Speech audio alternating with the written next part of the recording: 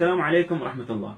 اليوم أعزائي المتابعين انتهينا من تحضير المشروب الحقيقي لإزالة الأرق وتهدئة الأعصاب. خلينا نشوف مع بعض هذا المشروب. طبعا زي ما أنتم شايفين حبايبي المتابعين، هذا المشروب اللي عليه الكلام.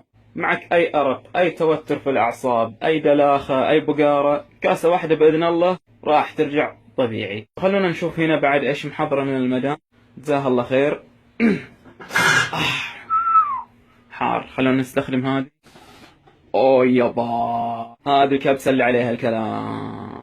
خلونا نقول لكم يا متابعينا طبعا من فوائد هذه الكبسة، معك أزمات يعني اللي هو قلبية، معك صعوبة تنفس، بإذن الله قدر واحد راح تشوف نفسك تتنفس طبيعي وراح تحس يعني بالإنسانية من جديد.